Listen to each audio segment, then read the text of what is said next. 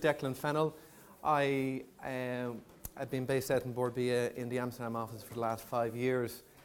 My purpose for the next 15 minutes, and I make a promise, I'll try and do a 15. I know I'll go 20, but after 20, do stop me because I would like to do some Q&A. That's probably we get most out of this program. I'm very conscious most of you have been sitting in and done tour de table of a number of European international countries, and there's a lot of information. Again, my promise is I want you to make sure you go away with practical insights, but memorable insights on why you should be doing business in the Netherlands, and then secondly is how to do business in the Netherlands. Before I go and just go into the whole how to do it, what I would say is I don't have all the information on how to do it. I will refer to 2 documents in the presentation which I would say are must-reads, which are very, very practical guides on how to do business both in retail and food service. But what I would like to do is, probably number one, is convince you why the Netherlands. And I'm going to look at it from the consumer, I'm going to look at it from the economy, and I'm also going to look at it from geographical, and maybe in that point geographical.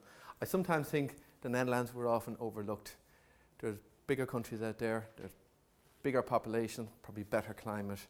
We're smaller, relatively smaller population, and our climate is very similar to Ireland.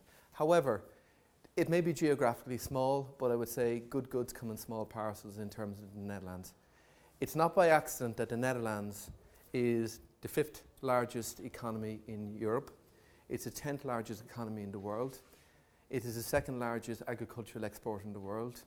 The first number 1 exporter of cut flowers in the world. So when you consider what the Dutch have done, it's quite remarkable. And maybe there's an awful lot of learnings, but equally there's an awful lot of opportunities for us. If I look at the market attractiveness and just look at the geography of it, we sometimes use a reference point. The Netherlands is half the size of Ireland, or some people refer to it as the size of Munster.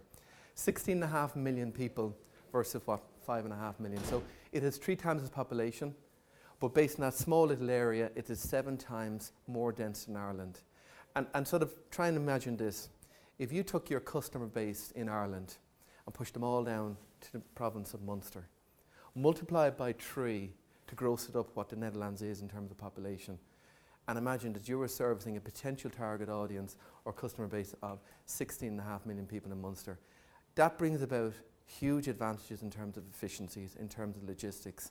So don't underestimate the market in terms of because it's small. It's small, but it's very, very compact, and it's so easy to do your logistics and get product in, do business. Probably the second factor, say, is why the Netherlands. English is a spoken language.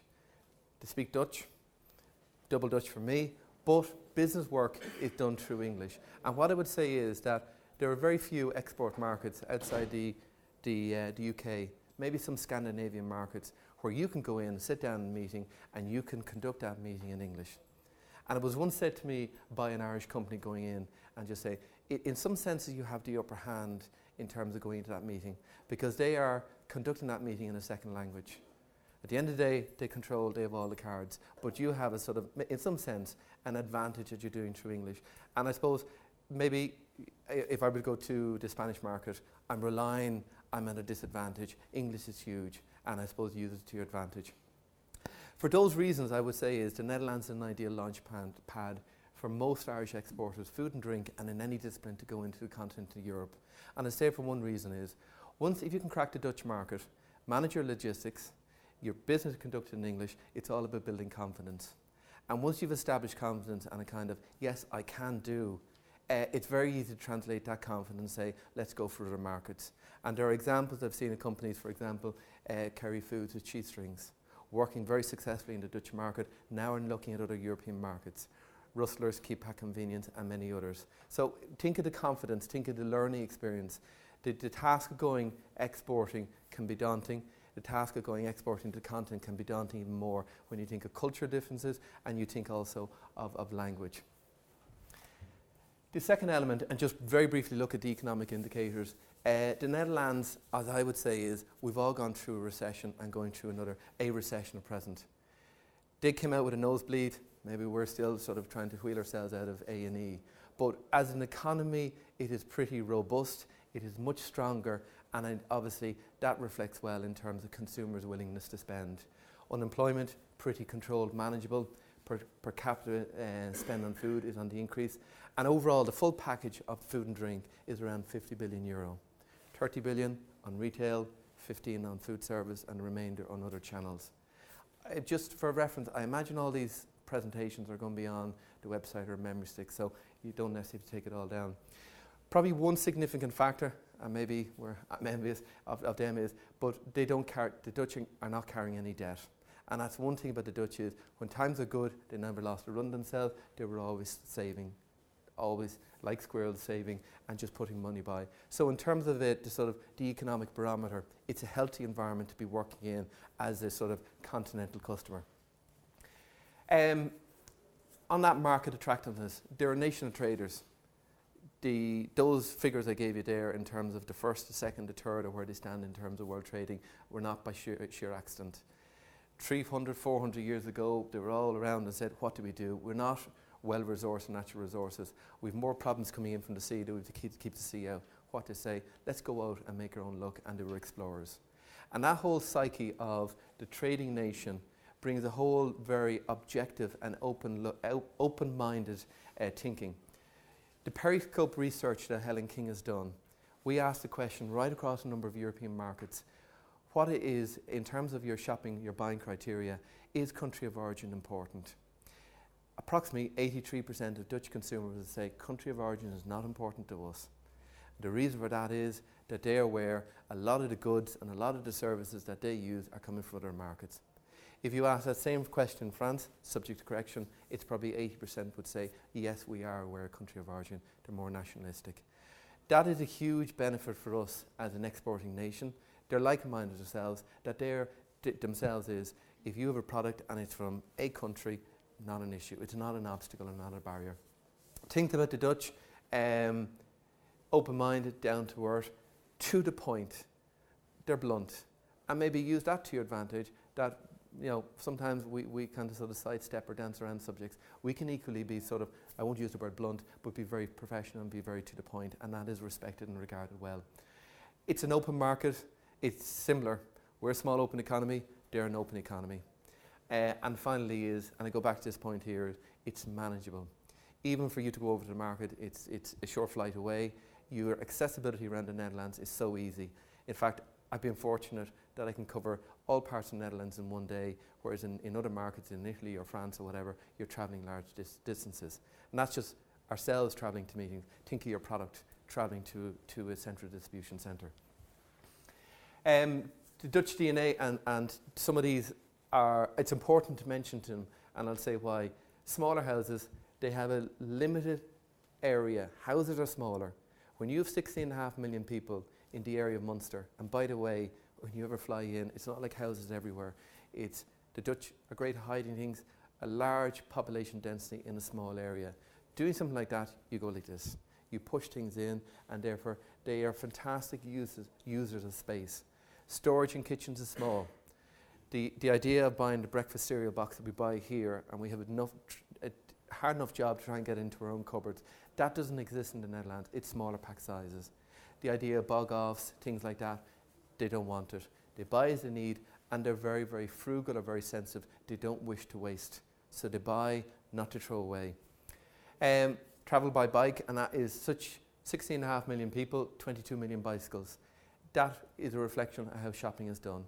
Shopping done by bicycle, i.e. you're going home with carrier bags. Again, consider just from your own sort of product packaging point of view that you have to be sort of easily fitting into the bag. Work ethos outlook in life, they're Calvinists. They're Calvinist influences, should I say. They have a strong work ethos. They work hard and they're frugal. Other markets, if you ask, there's always a sort of the healthy debate. The Dutch will travel down to the south of France, they'll bring the food. The Dutch spend their money on holidays and white goods. They're the two priorities of their life. Holidaying, as they do, and they love travel, and on white goods. Food is not high in the order. In France, it's number 1. It's probably number 3 in the Netherlands. Having said that, they have to eat. Where is food consumed? And what I do is just to give you a mental picture. If there's €100 of their disposable or income being spent on food, 54% of that food is spent on the regular meal time, breakfast, lunch and dinner. And I suppose maybe what this illustration here is to sort of give you a sort of an outline. Is your product particularly suited for a particular destination, whether it's on the go, casual fast food, eating out?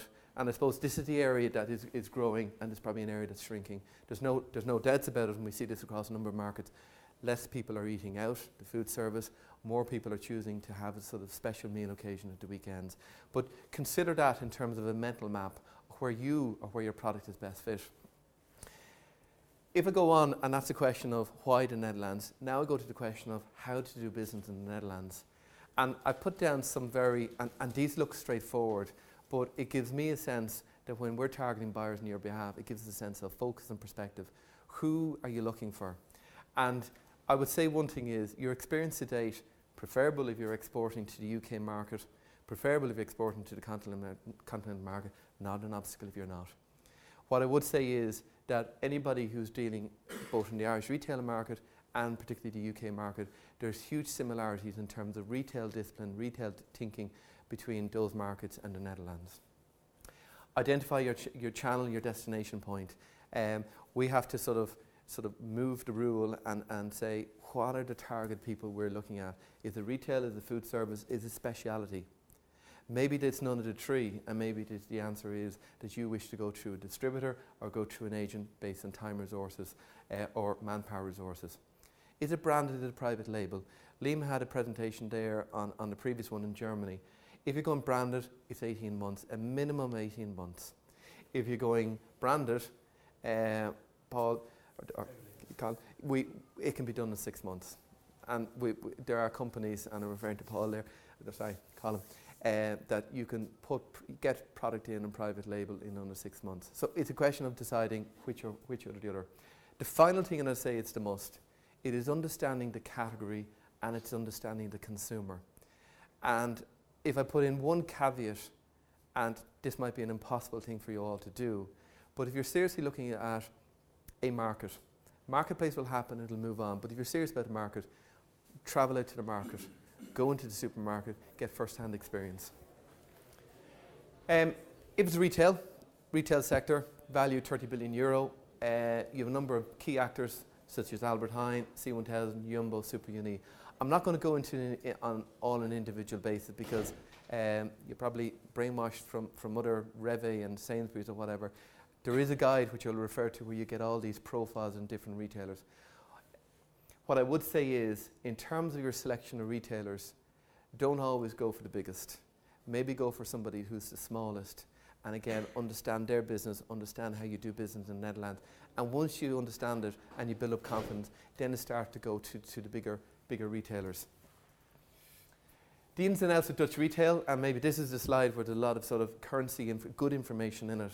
As I said to you, the Netherlands is a densely populated country, and the configuration of houses being small, so too our shops are much smaller.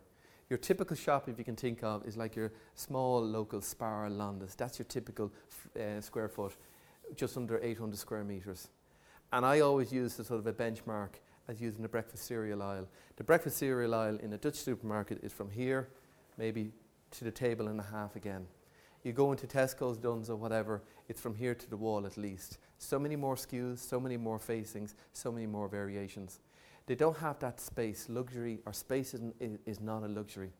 So therefore, everything is much more, let's say, a smaller range of products.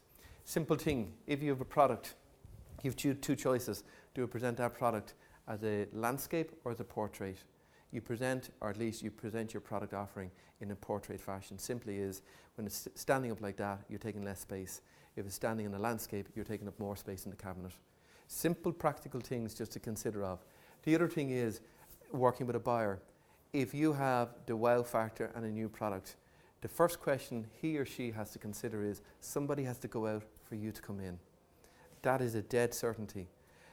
The level of throughput in a supermarket is a high rotation base. Every square metre, every shelf in the supermarket is working. So one in, one out. And that is your argument sometimes. It's not what you have. That's part of the equation. It's you have to come up with convincing information to buyer to say is, I believe this product will grow your category by incremental X amount. And in the back of your mind, you have to consider who's going out. Listing means delisting, small outer cases, just-in-time logistics on that point is stock rotation is so much faster in Dutch supermarkets. And I've often gone into Albert Heijn, you know, you go in late in the evening and you see shelves empty and you wonder why. It's just smaller space. There's no, typically in a Dutch supermarket, the area for storing products in the back of the supermarket is practically zilch. They probably have a day or so capacity to store. So very different dynamic than we're accustomed to either in the Irish or in the UK market. Private label is 25% and price promotions account for about 15% of sales value. This is, I suppose, the mecca in terms of how you go about looking at the Dutch market. You have two choices. You can go in totally speculative and say, I have a product and this is my price and that's it. The other one is that you go through this sort of forensic step-by-step process to identify what is the end retail price you wish to sell for and working out the core product value that you have, what is your margin you wish to put on it, excise duties, logistics costs, distribution margins, local taxes, i.e. packaging taxes, promotion support, the retailer to get the margin, you have to add on VAT, and then you come up with the end consumer price. What I would say is, last year we produced a guide called Successfully Entering the Dutch Food Service Market, Price Margin Supply Chain Mechanics, and goes through that step-by-step process.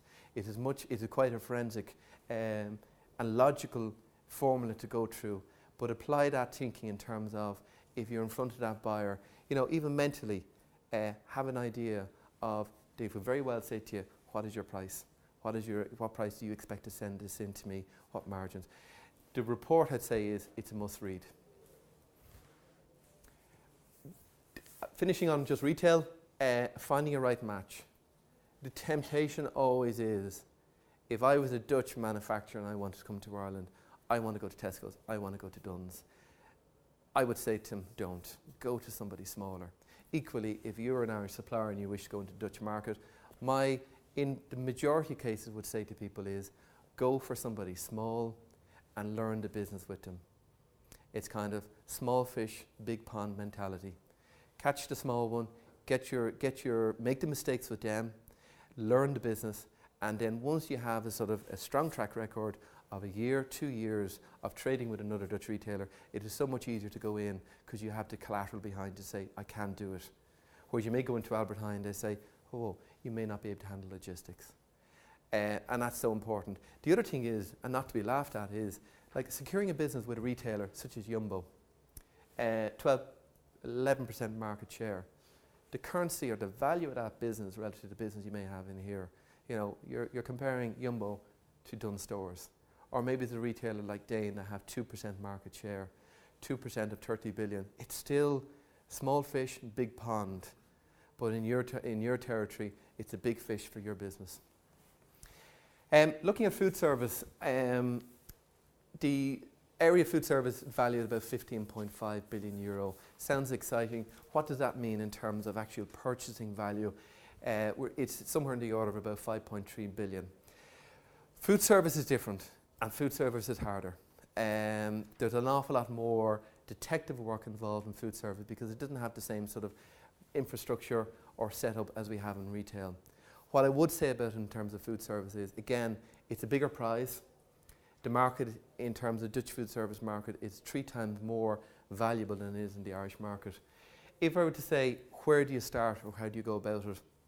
Again, it's a question of, well, is it, do you want to go direct? Do you want to go through a distributor? But sometimes, and maybe to give you sort of a sense check, it's looking at some of the cash and carries like Macro, Sligro, Quaker and Hanos, and identify which of those outlets do you wish to go for. I would put, again, a caveat on the food service market. Sometimes, whilst this may sound sort of a bit of a cliche, but getting the product on shelf or getting the listing can be the easiest part. Sometimes it's making sure that the product is being pushed. Because more often than not, a product is sitting in a cash and carry and it's lost amongst everything else. It's the maintenance, it's the promotion campaign that you put behind it. There is, again, on the food service market, last year we produced this report, Successfully Entering Dutch Food Service Market. There's a lot of information, there's over 250 pages of information, but it's very easy to read and quick navigation. Again, have a look at that, and I think really, for if you're targeting the Dutch food service market, we do need to do, and talking to ourselves, do more refinement and say precisely what do you mean by Dutch food service. Because when you look at it, there's a lot of players out there. It's much more dispersed. And basically, it depends, are you going premium, are you going value, are you going broadline, i.e. nationwide, or are you going more specialist? Depending if you're looking at something doing organic, something like Udea. If you're going something more mainstream and you want nationwide listing, it's Sligro, it's macro. But I would say is the food service market, if you look at the last couple of years, we have seen shrinkage in terms of turnover, somewhere in the order of 10-15%. Having said that, it's a big piece of cake. It's 15.3 million or 5.3 million in purchase price, and all you're looking for is sweet points where you can get your product in. Again, and I'm just taking this out of the report. The actual report, we did it in conjunction with ProIntel, what Liam was mentioning. But you can see there, just graphically, Irish food service market, it's very much quick service, fast service, cafes and bars. Whereas you look in the Dutch food service market, it's a bit more segmented and equal points of segmentation. Again, go back and say, well, which of those channels do you believe you belong into? Finally, the last two slides is very sort of practical tips, and there are more, but this is just a start. What were the typical questions that people ask you? Minimum guaranteed shelf life. That's the first thing they will look for. Declaration of ingredients and instructions in Dutch. Whilst they do speak English, you must legislative requirements put it in Dutch. Interestingly, when you have it in Dutch, you can use the, well, when I say, if you so wish to launch a product in Belgium. Belgium is a country of two languages, two provinces, Flemish and Dutch, Flemish and French, but the Flemish speakers can read Dutch. So you could potentially be doing your packaging, developing it, and sort of keeping an eye out and say, well, maybe Belgium's another opportunity. Barcoding, essential. HACCP, BR, etc. They're all essentials. Tracking, tracing. Confirmation. The Dutch love contracts, and the year one when I was there, I was never so surprised by the amount of contracts I had to sign just for my day-to-day living. And I can only put it down to one thing is, 300 years ago when Mr. Van Dyke jumped off the boat and was out in Indonesia, and they said, so how much? And he said, whatever, and they were always nodding their heads. You create ambiguity, you create uncertainty, because it's culture differences, and we may not, some nationalities may say no, yes, and they mean no or whatever. So what they do is they remove out any sort of ambiguity and they say, let's just put it down in a contract and be very clear, and it's in black and white. So hence, when you're dealing, be very, very clear that the proposition you're putting in front of somebody, this is the price based on the following assumptions. If you put it in a price, it's like going to a builder. It said, can I have this? And then you said, well, you've got to specify exactly what you want or what you're giving to them. Delivery, pallets, different pallets, and that depends on different retails, distributors, etc. Stack no higher, 1.6 metres, and then willingness to cooperate into audits. The last slide, which I'll just look at, is my observations on, if I were to say is, and there is a number 8, and remind me, if I forget it, tell me to mention it, because I've only 7 here. A visit to the marketplace. If marketplace wasn't happening, independent marketplace next February, and you're serious about a market, go out to it. Because you can't understand the market, you can't understand the psyche of the consumer if you don't go there. Number 2, ways of doing business, plenty of similarities. We are talking the same language. That is a huge, huge advantage and starting point. Retail is a very similar discipline. A lot of Dutch retailers go to the UK market to see what's happening in the UK market and apply the logic there. Be frank and open. I was there a week and someone asked me, is that a yes or no? They want a yes and no's, don't want definite maybes. We're great, we have a great knack of sort of being very great diplomats and sort of giving a sort of the definite maybes. Don't do that. Switch yourself on. You're being to the point, and that's what they want. Thinking small is not a dangerous thing. The analogy on that is going for a small retailer or going for a small account and learn the business rather than going in for somebody big. You go for somebody big, you might never get there, but you'll burn up time and second chances are not as plentiful. Well, they're not plentiful with anybody, but I suppose point made. Meetings, focus on time. What Terry said there this morning, whether it's a marketplace or a meeting, is put down a 2-line email to say, boom, boom, boom, this is what we agreed upon. Again, ambiguity, remove it. Burning shoe leather, being persistent, I can't underestimate how important that is. And you will be respected. And this is one of the feedbacks we got back from Marketplace, from a big account, Sligo Cash and Carry. They said, great event, follow-up wasn't wonderful, but they said, we admire some of the people who came back without being a persistent or being a real irritant, but they came back and they were sort of said, I want to give it a go, and they were admired and respected. Avoid radio silence, and if you don't know the answer or you don't have the answer, just let them know and say, give me more time. Radio silence means, Terry, he's still waiting to get feedback from 2 years. That leaves a negative connotation, not just for yourselves, for Borbia, but Ireland Inc. My last number 8, what I'd say is, all the answers, and we don't have them finished. We don't have all the answers, but what I do find is, you have the answers between you. And more often than not, I find that if you're in a situation and I don't have it, I'll put you in touch with another Irish exporter in a very different discipline and say, can you talk to them and just explain how you did it? And call it co-opetition, whatever you want. But it's about sharing information amongst ourselves. It's surprising how you get a benefit. Obviously, non-competing companies, you're not going to be talking, but that is the number one. Visit the marketplace and also talking to each other where you have a connection or a network. I'll leave it at that. If there's any questions, happy to take them now, or myself and Margaret McCarthy will be around in the various clinics in the afternoon. Okay.